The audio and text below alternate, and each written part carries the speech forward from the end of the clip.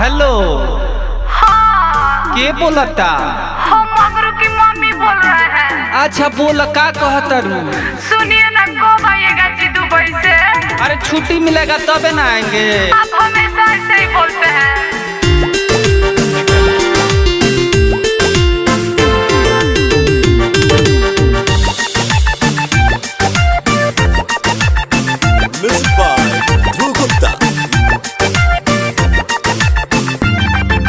Dubai से आ जाना घरे राजा जी।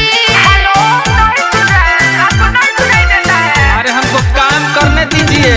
दुबई से आ जाना घरे राजा जी, प्यार के आग में दहिया पूरा जोरे राजा जी, जोरे राजा जी। दुबई से आ जाना घरे राजा जी, दुबई से आ जाना घरे राजा जी।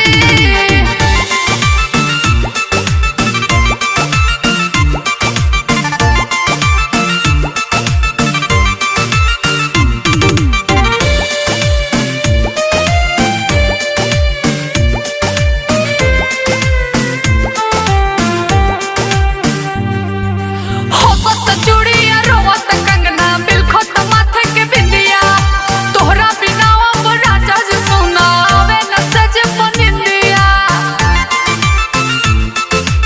आवे न सज बनिंदिया।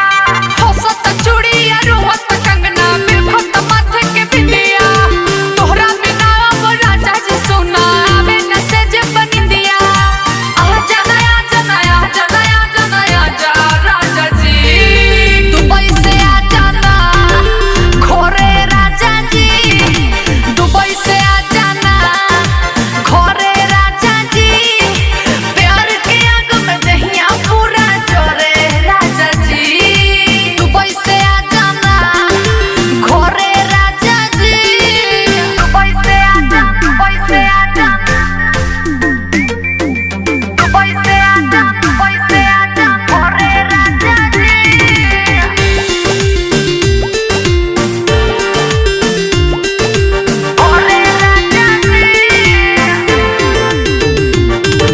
Presented by Kanha Komal YouTube channel. Music by Dhruv Gupta. फोनवा पर कितना बोला रविंदर, दिलवा के बात बताई, जियरा जुड़ा जाइए हो सजनवा, लोगे तू जइबो आई। आ जाना फोनवा पर बोला कितना रविंदर, दिलवा के बात बताई, जियरा जुड़ा जाइए हो सजनवा, लोगे तू जइबो आई। आ जाना आ जाना आ जाना आ जाना ये मोर सैया जी, दुबई से आ जाना घरे राजा जी, दुबई से आ जाना घरे राजा जी, प्यार के आग में दहिया पूरा जोरे राजा जी। दुबई से आ जाना घरे राजा जी। अरे अब आ जाइए ना please. Presented by Kanha Komal YouTube channel. धन्यवाद।